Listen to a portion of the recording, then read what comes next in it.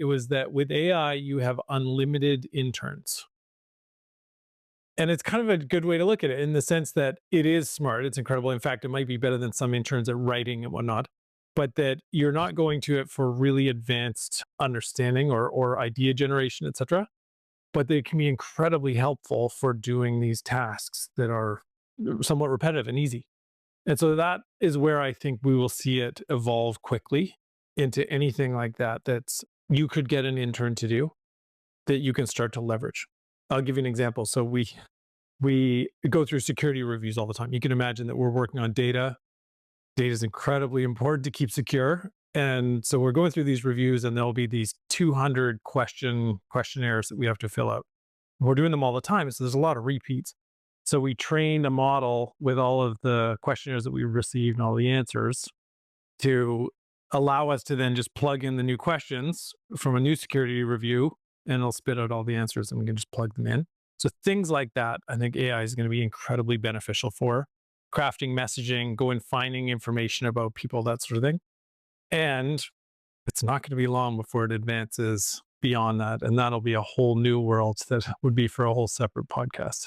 So do you think this is going to enter a kind of direct sales space more broadly with the avatars selling or buying from the AI? Oh, it's also interesting. Okay, I heard someone else say, and I can't remember who it was, but say that sales might actually be one of the last things that we can truly remove with AI. And I think it's going to have a massive impact, obviously, in all of the writing of outreach messages and that sort of thing. But that it takes people to convince others to make a decision and whatnot.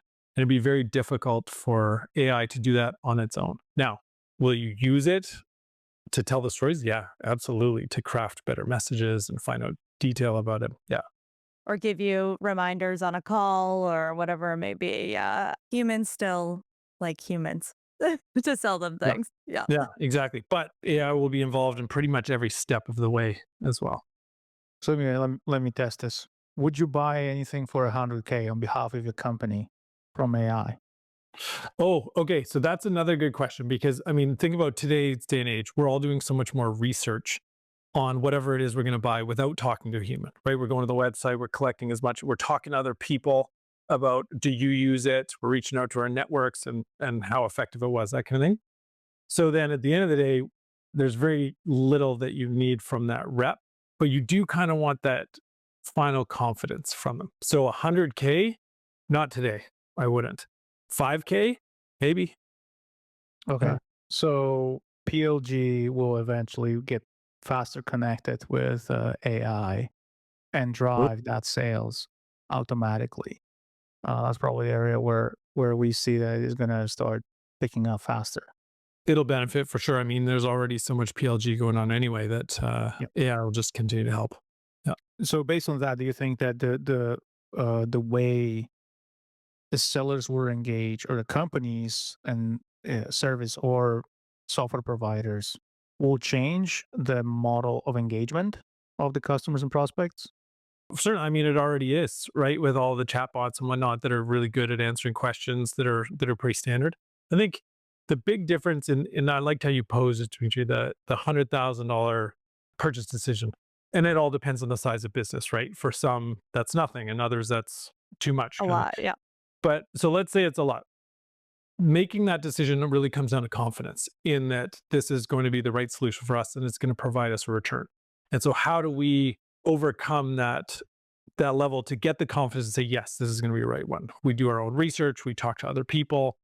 We also want some assurance from the business itself that they're going to be able to deliver. And I think if we are just doing it through AI, we're not getting anyone else on the other side of the table kind of on the hook to make sure that we're successful in the future. And AI automation can answer all the questions for you really, really well, but they're not going to be able to commit to for the roadmap or improvement or training, et cetera, that kind of thing. That's the way I'd put it.